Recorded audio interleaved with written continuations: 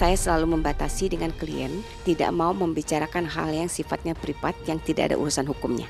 Pengennya sih Paula ya, semoga ada keajaiban. Jadi semoga ada keajaiban setelah ini, setelah mediasi mereka bisa damai, batal bercerai semoga ya. Tapi apapun itu keputusannya, saya mensupport mereka. Apapun keputusannya, yang penting lakukan dengan cara yang terbaik.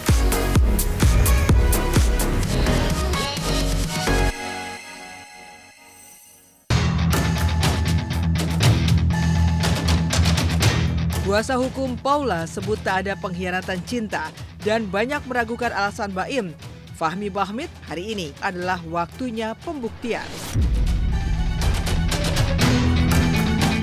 Gugatan cerai yang dilayangkan Baim Wong terhadap sang istri Paula Verhoeven di Pengadilan Agama Jakarta Selatan awal Oktober kemarin membuat rumah tangga pasangan yang menikah pada tanggal 22 November 2018 tersebut kini benar-benar berada di ujung tanduk. Dan setelah lama bungkam terkait gugatan cerai yang menyudutkan dirinya lantaran sangkaan orang ketiga, Paula Verhoeven pun akhirnya angkat suara. Ya, lewat mantan kuasa hukumnya Anna Sofa Yuking, Paula berdalih memilih diam lantaran tidak ingin kisruh rumah tangganya kian runyam apabila dia langsung angkat suara dan melakukan klarifikasi. Di luar itu, Paula juga tidak ingin kedua buah hatinya, Kiano dan Kenzo yang masih di bawah umur, ikut terdampak secara psikologis terkait kisruh rumah tangga dirinya dan Baim. Lantas benarkah tudingan Baim jika Paula telah memiliki pria idaman lain?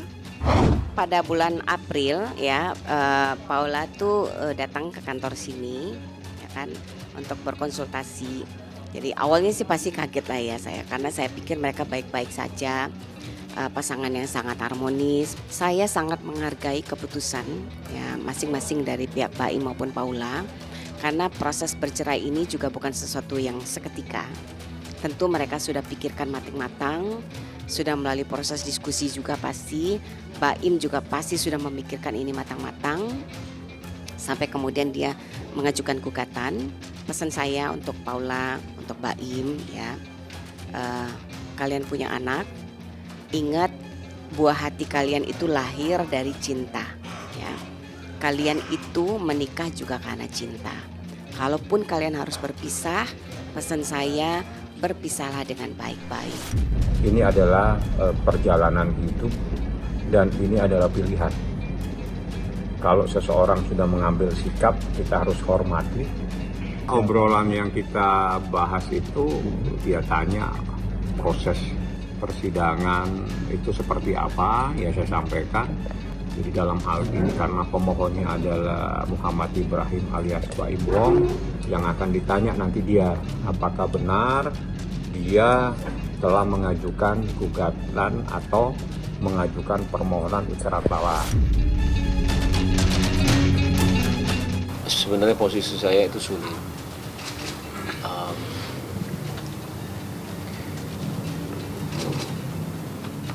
Saya memang bisa dibilang dikhianati sama dua orang terdekat saya, dari pihak perempuan sama laki-laki. Yang laki-lakinya itu adalah teman baik saya sendiri. Yang laki-lakinya itu adalah teman baik saya sendiri.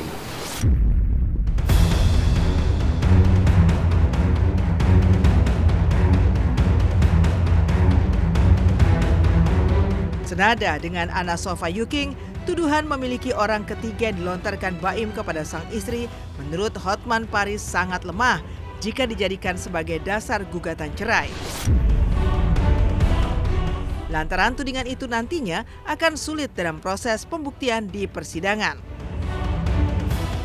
Lantas, benarkah Paula bisa menggugat balik Baim secara pidana jika tudingan tersebut tidak bisa dibuktikan? Kalau untuk cerai,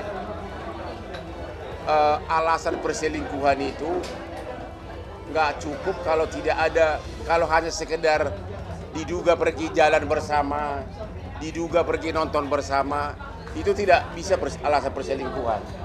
Perselingkuhan itu harus terbukti ada nginap, melakukan hubungan intim. Itu baru namanya perselingkuhan, perzinahan dalam arti hukum. Kalau cuma percakapan juga belum cukup. Harusnya kalau pintar si suami, harusnya itu dipakai sebagai alasan pertengkaran terus-menerus. Ya kan? Akibat pertengkaran terus-menerus kan di undang-undang itu kan alasan perceraian kan pertengkaran terus-menerus. Itu dipakai sebagai alasan. Kalau hanya mengatakan ada perselingkuhan, berat pembuktiannya. Kalau hanya mengatakan ada perselingkuhan, berat pembuktiannya. Kalau memang tidak terbukti bisa gugat balik pencemaran nama baik. Persisnya saya nggak mau cerita karena ini masalah privat mereka. Tapi ada masalah iya, sudah pasti. Kalau nggak ada masalah nggak mungkin cerai. Kalau nggak ada masalah nggak mungkin cerai. Jadi 1 tahun itu kejadian, setelah itu dia berpisah tempat tinggal, itu memakan waktu 7 bulan. Jadi saya pikir itu adalah waktu yang cukup untuk merenung, untuk memutuskan apa yang terbaik, apa yang harus dijalani selanjutnya di dalam bahtera rumah tangga ini. Apakah harus diakhiri atau harus tetap dijalankan? Ketika ada di posisi itu, berat sekali untuk memaafkan. Saya tidak tahu mereka itu ngapain.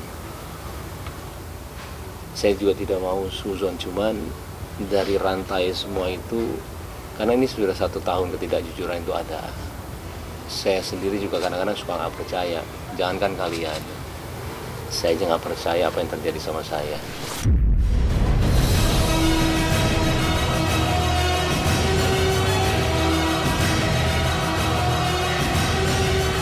Terkuak pula fakta baru jika 6 bulan sebelum gugatan cerai itu dilayangkan atau tepatnya di bulan April lalu, ternyata Baim sudah lebih dulu menalak Paula secara lisan.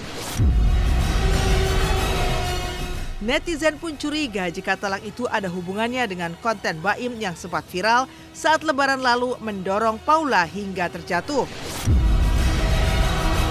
Anna Sofayuking pun menambahkan, setelah talak itu Paula sempat mendatanginya untuk melakukan konsultasi yang disusul dengan keberangkatan Paula umroh 2 kali sebagai bentuk ikhtiar untuk bisa mempertahankan rumah tangganya dengan Baim. Lantas, benarkah tudingan Baim jika saat berangkat umroh Paula tidak izin dengan Baim dan malah diduga izin dengan pria yang dimaksud oleh Baim? Dan bagaimana pula pihak Paula menjelaskan pembagian hak asuh anak setelah pihak Baim klarifikasi dituding menjauhkan anak dengan Paula?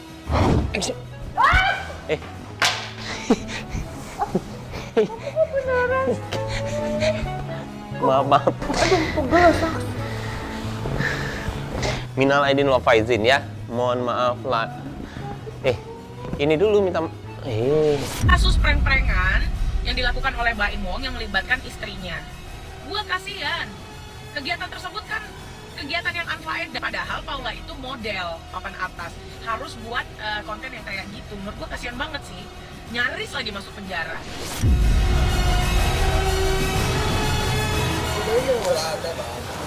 Iya. Oh belum, lo lagi pulang. Oh Paula juga nggak ada. Oh iya, kasih ya bang. Oke, Paula kan sampai 2 kali umroh, ya, 2 kali umroh, dan di umroh terakhir tuh pulang juga Paula sampaikan ke saya, tante saya masih berharap ada keajaiban. Gitu. Saya tidak mau bilang bahwa pihak A yang bertahan, pihak B yang tidak, enggak. Dua-duanya pasti ada pertimbangan-pertimbangan. Kalau saya mengusulkan mereka asuh bareng-bareng, asuh bersama, karena itu anak di bawah umur, ya. Keduanya orang tua yang baik, jadi dua-duanya menurut saya punya hak yang sama ya untuk menyalurkan kasih sayang, punya kewajiban yang sama juga untuk mengasihi anak-anak. Makanya saya bilang mungkin juga isu-isu perselingkuhan ini dibuat untuk mengalahkan Paula atas hak asuh anak. Jadi ini udah didesain sedemikian rupa ya, dengan Baim dan teman-temannya yang udah jelas-jelas barbar. Intinya anak nggak cocok di tangan Baim.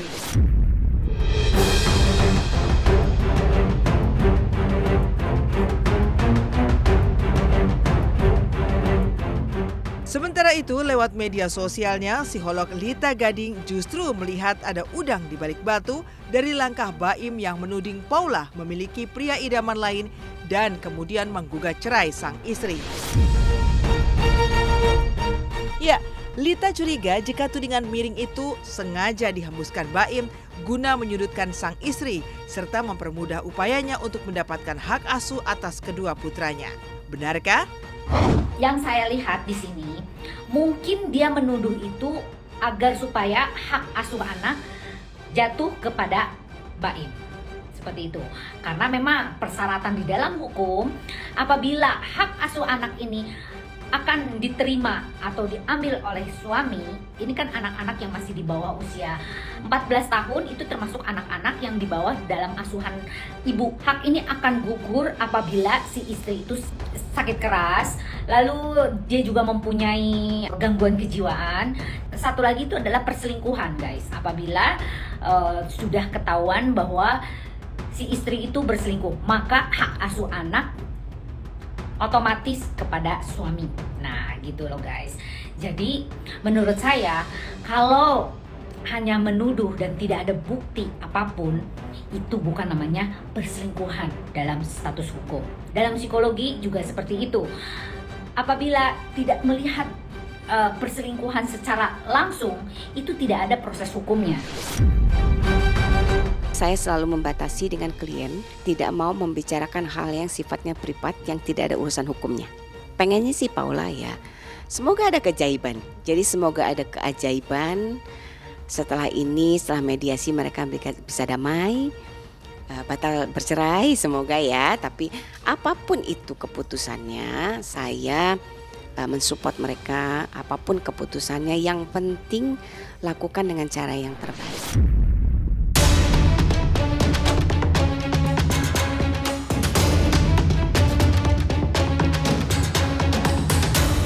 Terlepas dari semua polemik dan kontroversi yang memayungi gugatan cerai Baim terhadap Paula, namun yang pasti hari Rabu ini sidang perdana perceraian Baim dan Paula akan digelar di Pengadilan Agama Jakarta Selatan. Menurut pengacaranya Fahmi Bahmid, Baim sendiri sudah mengkonfirmasi kesiapannya untuk hadir dalam sidang hari ini. Meski sidang cerai ini merupakan bagian dari perjalanan rumah tangganya yang ternyata harus berakhir pahit. Dan benarkah sidang cerainya ini juga merupakan momen penting bagi Baim untuk membuktikan kebenaran di balik alasannya menceraikan sang istri?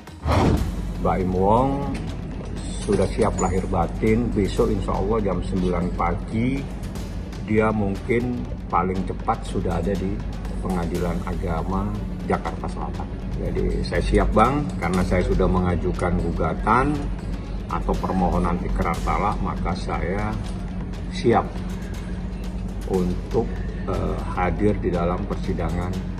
Nggak tahu, nanti kan dia di mediasi itu akan mereka bahas. Nanti di persidangan itu akan terjawab semua Mbak. Khususnya untuk Baim ya, kamu imam dalam rumah tangga, beri contoh yang baik untuk anak-anak ya. Percerailah kalian dengan baik-baik. Itu aja pesan saya. Saya sebenarnya sedih lihat mereka harus berpisah, tapi ya qadarullah kalau memang harus sudah berpisah, mau bilang apa. Sangat disayangkan, apalagi Kiano kan masih kecil ya Kak. Kayaknya sih lebih baik, lebih baik pisah aja. Lebih baik pisah, karena kalau misalkan terus dilanjutin kayak lebih ke toksik nggak sih hubungannya, juga kasihan untuk anak-anaknya.